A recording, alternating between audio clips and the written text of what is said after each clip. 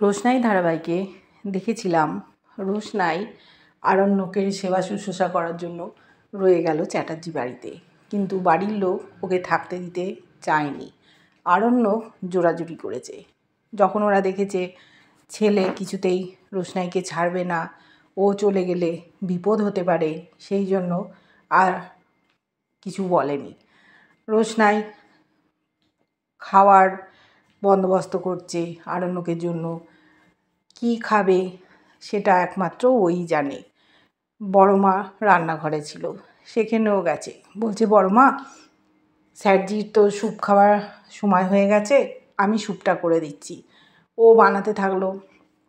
দুজনে মিলে কথাবার্তা বলছে যে, দেখো বড় মা, আমি তো এখানে থেকে গেলাম শুধু স্যারজির ভালো হবার অপেক্ষায়। দিন দুই থাকবো, উনি সুস্থ হয়ে গেলে আমি চলে যাব। কিন্তু গরিমা চলে আসছে, তখন কি হবে? আরণ্যকের ঘরে ও যাতায়াত করবে, সেটা তো সহ্য করতে পারবে না। একটা লড়াই হওয়ার চরম সম্ভাবনা। রোশনাই বলল, গরিমা দিদি যাই করুক না কেন, আমি স্যারজিকে ছেড়ে কোথাও চলে যেতে পারবো না। সেই সময় দেখেছি জাহ্নবী আর আরণ্যকের মা ওখানে উপস্থিত। এসে বলছে যে, এই মেয়ে, তুমি এখানে কি করছো? বলল, স্যারজির জন্য আমি খাবার নিয়ে যাচ্ছি। তখন বলছে, তোমার তো সাহস কম না, তুমি খাবার বানাচ্ছ আমার ছেলের জন্য? বলছে রোশনাই, আপনি তো মা, আপনি কি এসেছিলেন স্যারজি কি খাবেন সেটা খাওয়ানোর জন্য? বড় মা কত দিকে সামাল দেবে, ওনার উপর কত চাপ আপনি দেখেছেন? একজন রোগী মানুষের পথ্য বানাবেন, ওদিকে সকলের খাবার দাবার, সারাদিন মানুষটা কাজ করবে, কেউ একটু সাহায্য করবে না? তখন বলছে, তুমি এই ব্যাপারে নাক গলাচ্ছ কেন? তোমার কি, কোন জোরে তুমি এরম করছো? বলছে, জেদের জন্য আমি করছি, আমার তেজ আছে, সেই জন্যই আমি করছি, এই জোরটা তাই আমি খাটাচ্ছি। আর ডাক্তারবাবু বলে দিয়েছেন কখন কি খাওয়াতে হবে, সেই অনুযায়ী আমি খাওয়াচ্ছি। স্যুপটা বানিয়েছে, বলছে এটা আমি এখন স্যারজিকে খাওয়াতে যাব। আর ড্রাই ফ্রুট দিতে বললো বড় মাকে। সাথে সাথে ওর মা বলছে, তুমি জানো না আরণ্যক যখন তখন ড্রাই ফ্রুট খায় না? তখন রোশনাই বলল, দেখুন, এটা আমি বলছি না, ডাক্তারবাবু যা খাওয়াতে বলেছেন আমি সেইটুকুই করছি।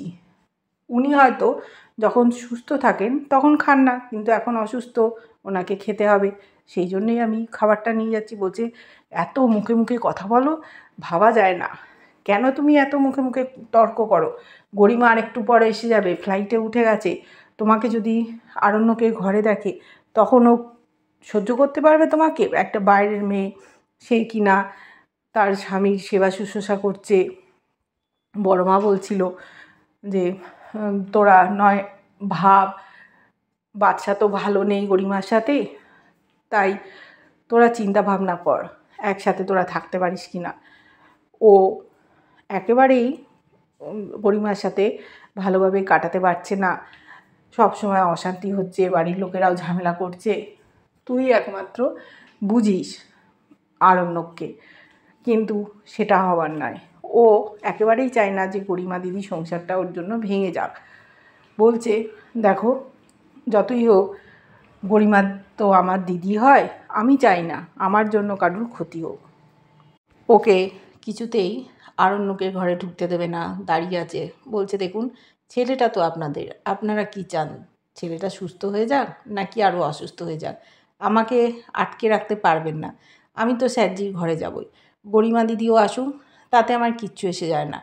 আমি সেবা শুশ্রূষা করব, সুস্থ করে দেবো, তারপর চলে যাব। আমি এখানে থাকতে আসিনি, স্যারজির দুঃখের দিনে এসেছি। গরিমা দিদি কোথায় ছিল যখন স্যারজির এই অবস্থা হলো?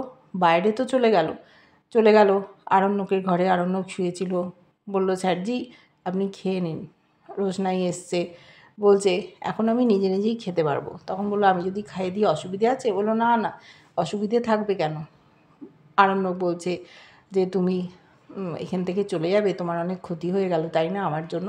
বলল যে, আমি কালকে যাব, আমার শ্যুটটা আছে, আর দুদিন এখানে থাকবো, এর মধ্যে আশা করি আপনি সুস্থ হয়ে যাবেন। আর গরিমা দিদি তো চলেই আসছে, আর কোনো চিন্তা নেই। এবার আমার তো মুম্বাইতে একটা ফিল্মের কাজ বাকি রয়েছে, আমি তো ভাবতে পারিনি এখানে এতগুলো দিন কাটাবো। আদিত্য স্যারের সাথে আমার শ্যুটটা আছে। তখন আরণ্যক বলল, আমি বুঝতে পেরেছি তোমার ক্ষতি হয়ে যাচ্ছে। বলছে, না না, ক্ষতি হবে কেন? আপনি অসুস্থ, আমি আপনার সেবা করব না, তা কি কখনো হয়? এবার আরণ্যক ওকে বলছে যে আমি তোমাকে খুব ভালোবাসি, আই লাভ ইউ রোশনাই।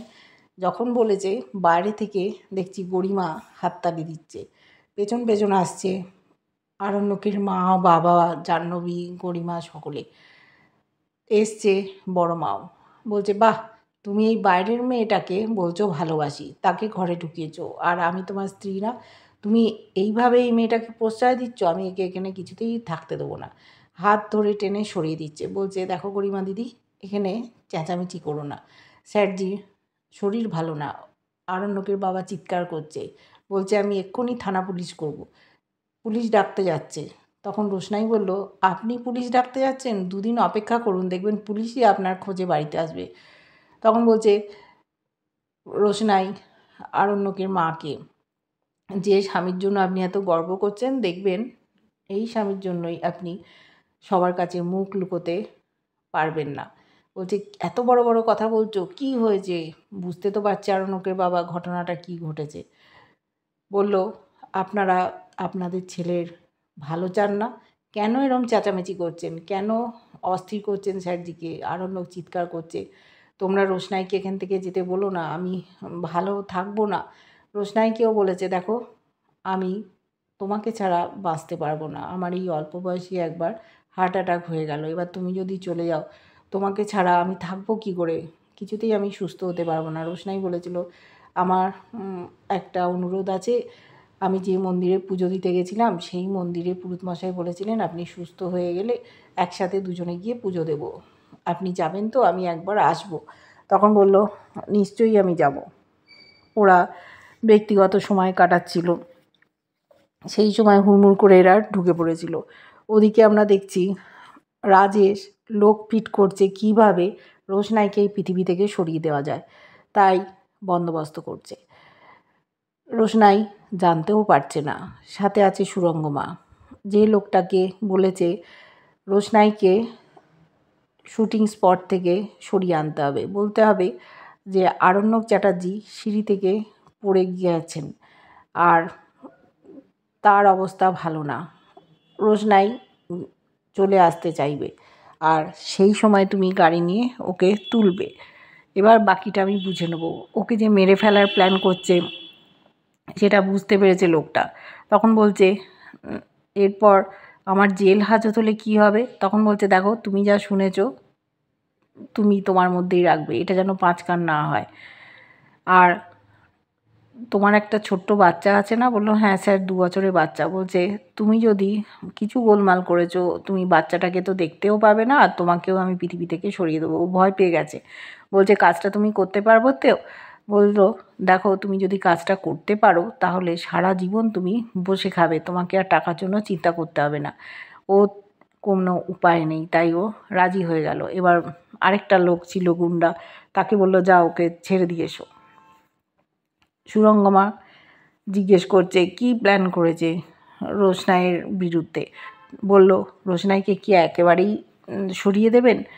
তখন বলল, দেখুন, আমার ডান হাত কি করে বাম হাত জানতে পারে না, আমি কি করব সেই প্ল্যানটা আপনাকে বলতে পারবো না।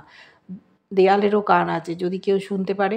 আর রোশনাই আমার যে ক্ষতি করেছে তার জন্যই আমি ওকে শাস্তি দেবো। আপনার জামাইয়ের তো করেছেই, কিন্তু আমি ওকে শাস্তি তো দেবই, আর এই পৃথিবীতে ওকে আমি আর বাঁচিয়ে রাখবো না।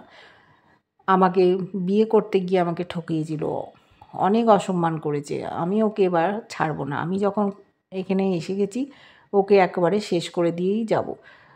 ওর মা, অর্থাৎ গরিমার মা জানতে চাইলো একেবারে পৃথিবী থেকে সরিয়ে দেবে কিনা। বলল, সেরকমই তো একটা প্ল্যান করেছি। ও হাত জোড় করে আছে, আপনি এই কাজটা করলে আমি খুব উপকৃত হব। বলছে, আরে আরে, আপনাকে বলতে হবে না, আমি নিজের জন্যই এই কাজটা করছি, আপনি একেবারেই চিন্তা করবেন না। এবার দেখেছি চ্যাটার্জি বাড়িতে রোশনাইকে নিয়ে চরম অশান্তি হচ্ছে, কেউ ছেড়ে কথা বলছে না। রোশনাই বলছে, দেখো আমি তো বলছি আমি কোনো অধিকার বোধে এখানে আসিনি, আমি 2 দিন পর চলে যাব, স্যারজি একটু সুস্থ হয়ে যান, আমি সুস্থ করতেই এসেছি, তোমাদের বাড়িতে থাকতে আসেনি।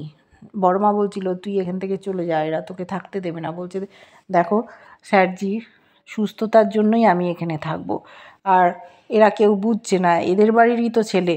ওর মাকে বলছে যে আপনি আপনার ছেলেকে আদৌ ভালোবাসেন তো, মনে তো হয় না। আরণ্যকের বাবাকে বলছে, আর আপনি তো বাবা, ছেলের ভালো চান না যে সুস্থ হয়ে যাক? স্যারকে সুস্থ করে আমি গরিমা দিদির হাতে তুলে দিয়ে এখান থেকে চলে যাব। আমি চাই না গরিমা দিদির সংসারটা ভাঙতে। আর গরিমা হাত ধরে টেনে নিয়ে চলে যাওয়ার চেষ্টা করছে। আরণ্যক চিৎকার করছে, উত্তেজিত হয়ে যাচ্ছে, ওর শরীরের ক্ষতি হতে পারে। বলছে, গরিমা দিদি তুমি কেমন মানুষ, তুমি তোমার স্বামীর ভালো চাও না? উত্তেজিত হয়ে যাচ্ছে, যদি শরীর খারাপ হয়ে যায় তখন কি করবে? আসলে আমার মনে হয় তোমরা কেউই স্যারজিকে ভালোবাসো না, খালি একটা অধিকার বোধ দেখাও। যদি সত্যি তোমরা ভালোবাসতে তাহলে এরকম অশান্তি করতে না। যেখানে স্যারজি উত্তেজিত হয়ে যাচ্ছে, বুঝতে পারছো না? ডাক্তারবাবু বারণ করেছেন, কেন তোমাদের বোঝাতে পারছি না, এখানে কোনো রকম উত্তেজনা করো না। গরিমা তাও শুনছে না, ওকে বার করেই ছাড়বে। বলছে, গরিমা দিদি তুমি এরকম করো না, তুমি যদি জোর করবে তখন দেখবে অন্য রকম হয়ে যাবে। তোমার যে একটা সংসার আছে সেই সংসারটা দেখবে তাসের ঘরের মতো ভেঙে চুরমার হয়ে যাবে। আরণ্যকও বিরক্ত হচ্ছে, রোশনাইকে ছেড়ে দিতে বলছে, ওকে ওর কাছে থাকতে দিতে বলছে। রোশনাইকে ছেড়ে ও থাকতে পারছে না। এতদিন ভুল বুঝেছিল, লোকেরা অসম্মান করেছে, সাথ দিয়েছে আরণ্যক, কিন্তু এবারও বেঁকে বসেছে, ওর পাশে দাঁড়াচ্ছে, কিন্তু উত্তেজিত হয়ে যাচ্ছে। রোশনাই জানে না পরের দিন ওর সাথে কী ঘটনা ঘটতে চলছে। এইভাবে আমরা দেখতে থাকবো ধারাবাহিকটা। কেমন লাগছে অবশ্যই জানিও। ভালো লাগলে লাইক, কমেন্ট, সাবস্ক্রাইব করা, যারা ফেসবুক পেজ থেকে দেখছো ফলো করেই সাথে থেকো।